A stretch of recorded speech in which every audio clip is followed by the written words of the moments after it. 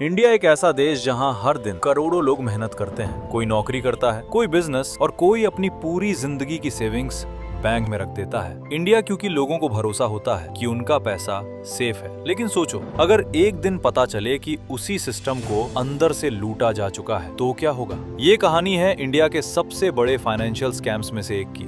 एक ऐसा स्कैम जिसने सिर्फ बैंक्स को नहीं बल्कि पूरे देश के ट्रस्ट को हिला दिया। इस कहानी का मेन कैरेक्टर बाहर से एक सक्सेसफुल बिजनेसमैन दिखता था। Luxury lifestyle, expensive suits, foreign trips, private meetings और मीडिया में एक परफेक्ट इमेज। लेकिन असली कहानी कुछ और थी। धीरे धीरे सिस्टम के अंदर एक डेंजरस खेल शुरू हो चुका था। फेक कंपनीज बनाई गईं, पेपर वर्क मैनिपुलेट किया गया, बैंक ऑफिशियल्स के साथ कनेक्शंस बनाए गए और करोड़ों नहीं हजारों करोड़ रुपए का खेल शुरू हो गया। रिपोर्ट्स के मुताबिक बैंक से बड़े बड़े लोन्स लिए गए, लेकिन प्रॉब्लम ये थी कई जगह डॉक्यूमेंट्स फेक थे, गारंटीज वीक थीं और सिस्टम पर आंख बंद करके भरोसा किया जा रहा था। किसी को शक नहीं हुआ क्योंकि बाहर से सब नॉर्मल दिख रहा था। Luxury offices, big business meetings, high profile contacts, सब कुछ परफेक्ट लग रहा था। लेकिन अंदर ही अंदर इंडिया के फाइनेंशियल सिस्टम में एक बड़ा होल बनता जा रहा था। और फिर एक दिन सच बाहर आ गया। जब इन्वेस्टिगेशन शुरू हुई तो एजेंसीज को समझ आया कि मामला छोटा नहीं है। डॉक्यूमेंट्स निकाले गए,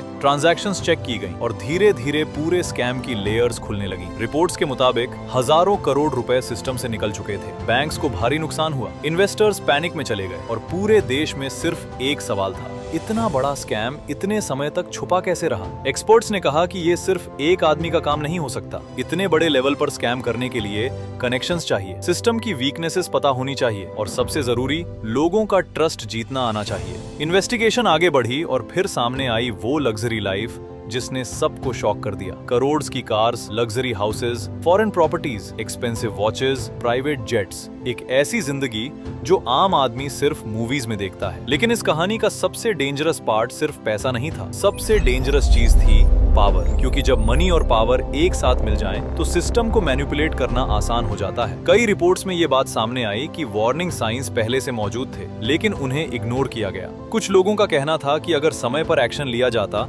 तो इतना बड़ा नुकसान रोका जा सकता था, लेकिन तब तक बहुत देर हो चुकी थी। स्कैम का इम्पैक्ट सिर्फ बैंक्स तक लिमिटेड नहीं था, उसका असर पूरे देश पर पड़ा। स्टॉक मार्केट प्रभावित हुआ, इन्वेस्टर्स का कॉन्फिडेंस गिरा और आम लोगों का भरोसा टूट गया। क्योंकि आखिर में नुकसान किसका हुआ? उस आदमी का जो हर महीने सैलरी बचाकर बैंक में पैसा रखता है। यही वजह है कि फाइनेंशियल स्कैम्स सिर्फ नंबर्स नहीं होते, वो लाखों लोगों की जिंदगी पर असर डालते हैं। इन्वेस्टिगेशन कई महीनों तक चलती रही, अरेस्ट्स हुए, रेड्स हुई, डॉक्यूमेंट सीज किए गए, लेकिन आज भी कई लोग मानते हैं कि पूरी सच्चाई शायद कभी सामने नहीं आई। और शायद यही सबसे डरावनी बात है, क्योंकि जब कोई स्कैम इतना बड़ा हो तो सवाल सिर्फ ये नहीं होता कि पैसा कहाँ गया, सवाल ये होता है कि सिस्टम फेल कैसे हुआ। क्या लूप होल्स आज भी मौजूद हैं? क्या फ्यूचर में फिर ऐसा स्कैम हो सकता है? और क्या आम आदमी का पैसा सच में सेफ है? हिस्ट्री हमें एक चीज जरूर सिखाती है कि जब ग्रीड, पावर और करप्शन एक साथ मिल जाएं, तो सबसे मजबूत सिस्टम्स भी टूट सकते हैं। और यही वजह है कि इंडिया का ये स्कैम आज भी हिस्ट्री के सबसे शॉकिंग फाइनेंशियल क्राइम्स में गिना जाता है।